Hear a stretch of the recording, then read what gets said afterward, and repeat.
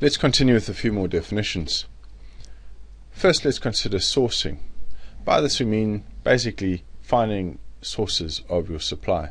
It also means making sure that the sources of supply do deliver, and when they don't deliver, that you've got a backup plan. So that's what we mean by alternative sources of supply. Lastly, we also want to make sure that we remember how these suppliers have performed in the past. This is pretty important. A new buyer may perhaps join your department, and you have a clever salesman from a particular business come along and tell the new buyer how fantastic their product is and how fantastic their service and delivery is.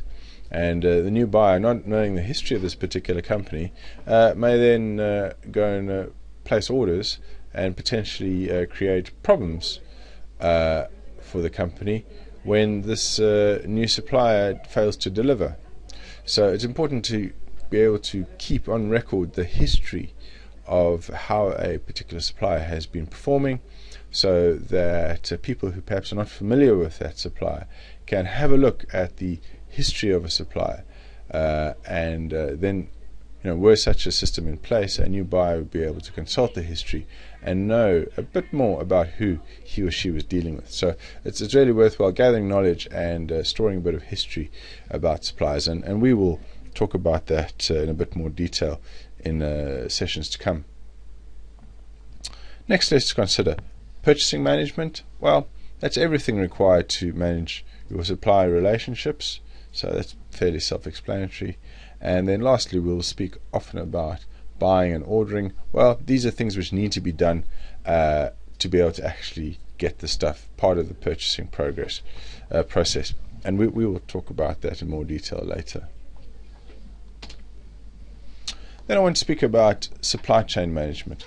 And as I alluded in the previous lecture, some people think this just means logistics. Well, that wouldn't be correct. Supply chain management is the whole process of managing everything you need in order to get what you want in terms of services or perhaps product.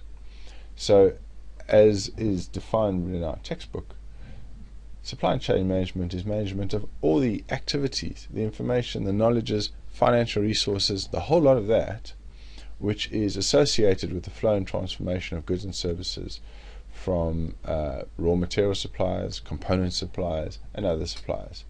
And we want to do this in a way not only that satisfies their requirements, but ideally in a way which ensures that the expectations of the end user of the company are being met or surpassed. Now, I have to say that having worked in the industry many years, this often doesn't happen.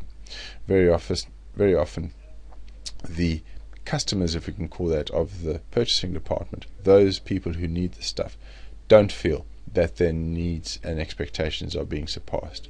Very often people see the purchasing or procurement department as something of a stumbling block to getting what they want, some sort of necessary evil. And therein lies a great opportunity for innovative and proactive people in the world of purchasing and procurement to make sure that they are doing their jobs so well that their end customers are in fact delighted with the product and service which they are offering, rather than having procurement or purchasing department seen as a negative thing. So therein, I have to tell you, lies quite a challenge, and indeed quite an opportunity for you as somebody potentially in purchasing or procurement one day to really excel.